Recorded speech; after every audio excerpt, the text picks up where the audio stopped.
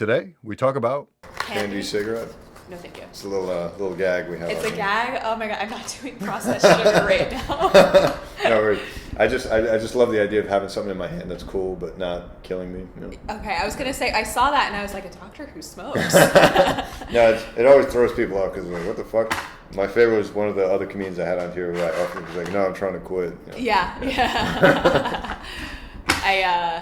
I also thought you were about to like light up a cig in your apartment. I was like, that's nice. Yeah, especially with these boxes, they look so professional. Yeah. But anyway, yeah, no, I totally get what you mean with the mental block stuff. It's like, but as soon as you get over that, I highly encourage you just to put out some bad sketches, and then next thing you know, because you're gonna have to be bad before you get good, just like open mics, just like anything, right? So, Yeah, and I feel like I have so many friends who like do sketches, and I this is another way to go. Oh, sorry, I'm not excited. I'm not trying to critique them, but it's like they come out so polished, and like they're hiring like 100 different people to help them produce like a 3-minute sketch idea. But I look at like the girls from Broad City, and maybe this is because this was 7 years ago and technology has already changed so much, and like YouTube has changed so much, but like the Broad City videos, like the first ones are like grainy, poor sound, but the joke's there. And I think it's like, look at Curb Your Enthusiasm, like very little aesthetic to it. It's just filming the joke. Whereas some other comedies, like, I don't know, sorry if this offends anyone, but Master of None is like really like very into the cinematographic. But I don't really laugh when I watch it. Right. So I didn't find myself laughing much, but I enjoyed watching it. It was a nice watch. I watched both seasons. Right. I liked it. But and like the same, there's like a lot of comedies like that now where I think Louis, who I admire in every single regard and respect all his decisions, you can quote me on that. He nailed like keeping something funny while like making it also very artistic. Right.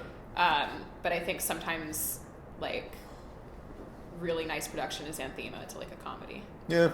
Like I said, I think there's a role for both, but because I know I'm not capable of doing the higher end stuff, I'm just like, fuck it, I'm going to work with what I got, and so far it's been working, so. Yeah.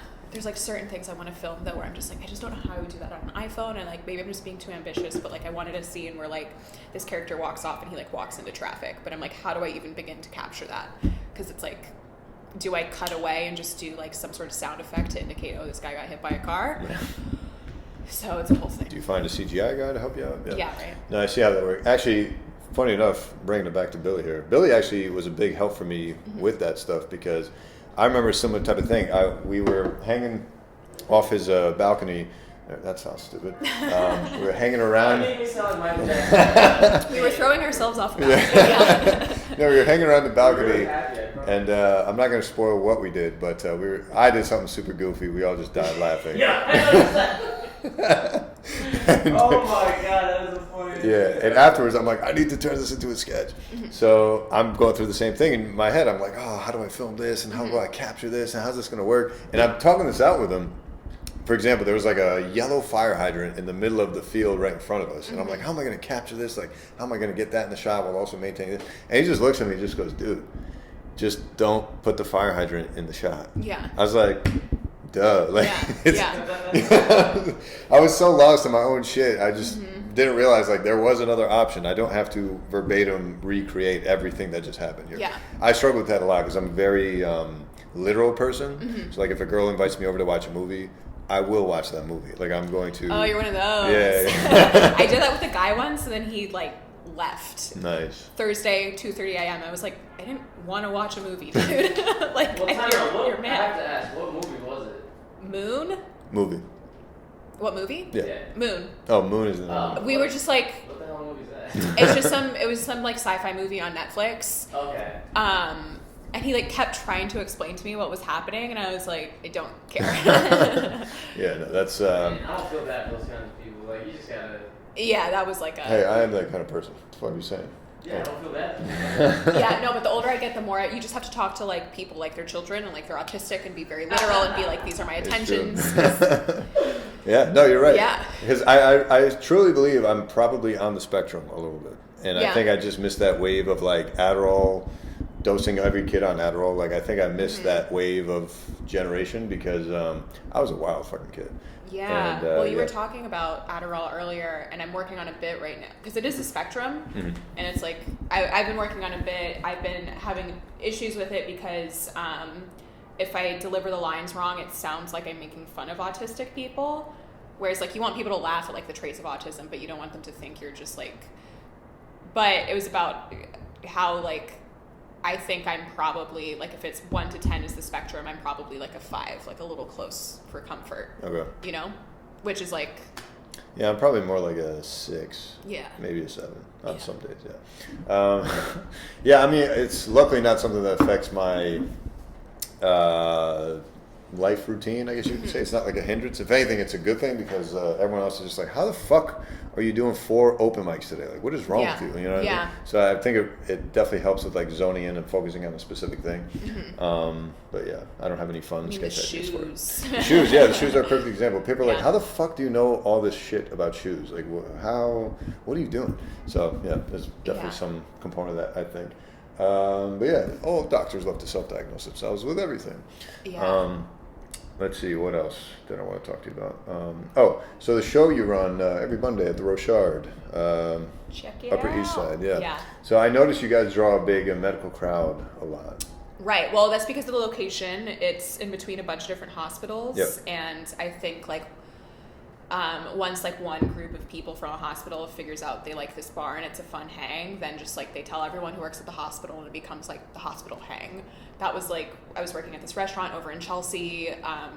We like to go to Cooper's and suddenly that became the bar in Chelsea where all the like restaurant workers kind of hung out. Got it.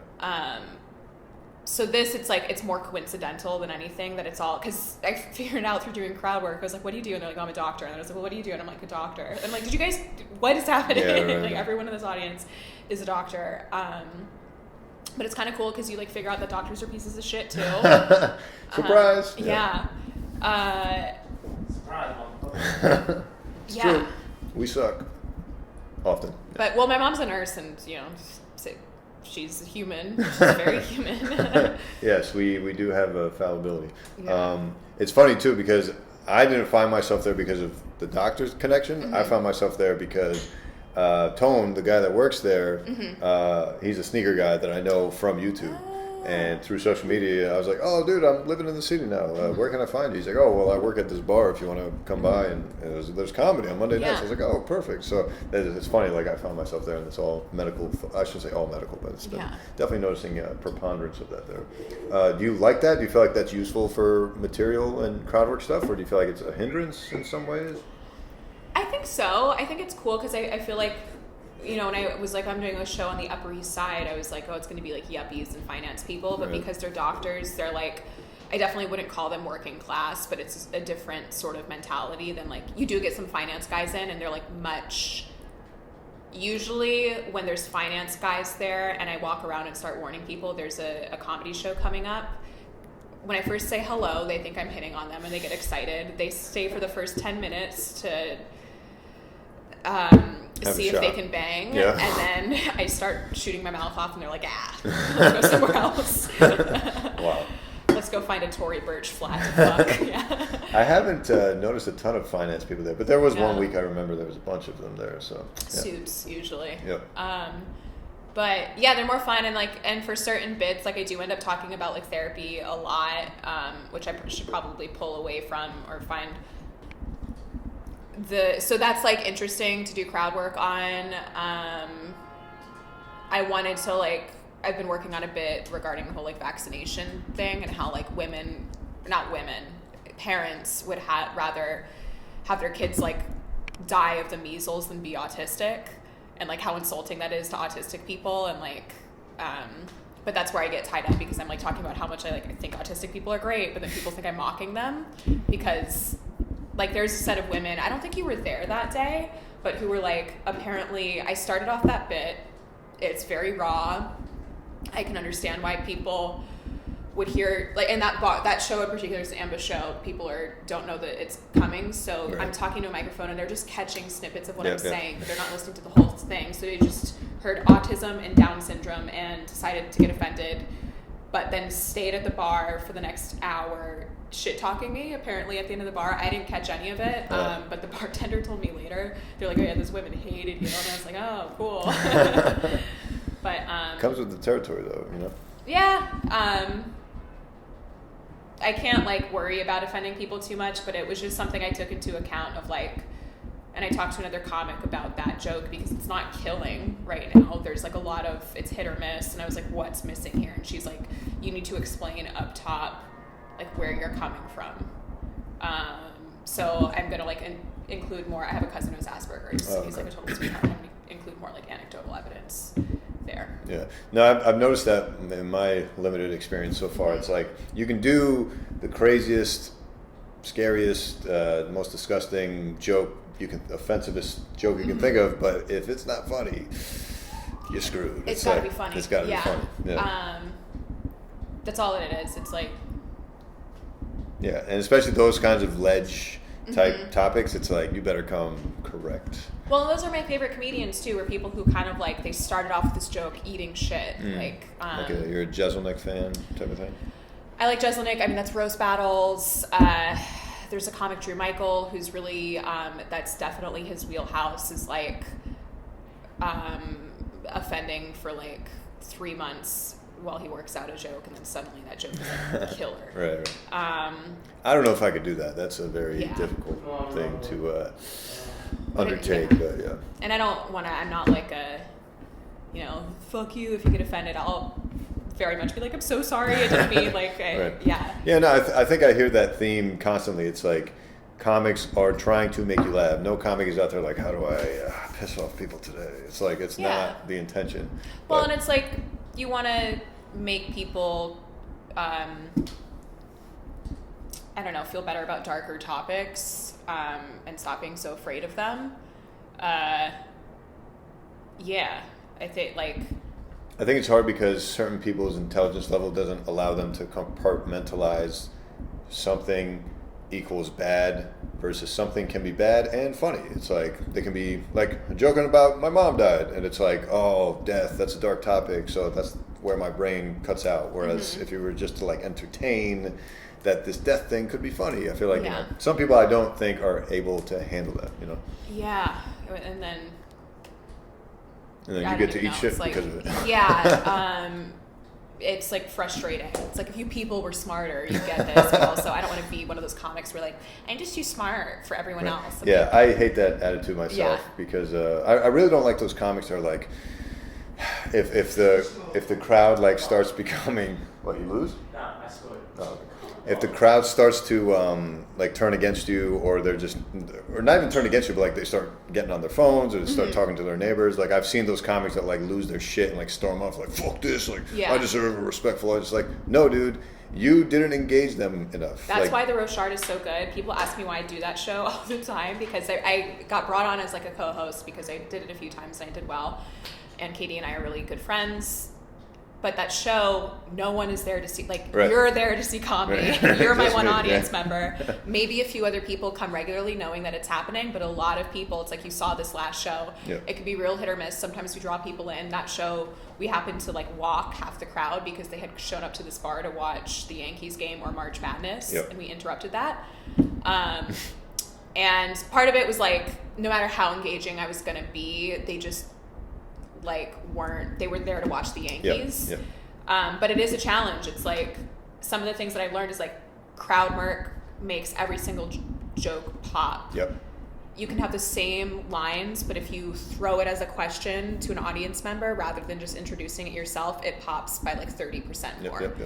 I've noticed that with open mics too. Like if I look at someone directly and like address the joke to them, or if I bring them along, like, hey, you were talking about this earlier, by the way. Yeah. I'll find that person at least will laugh. Yeah. You know.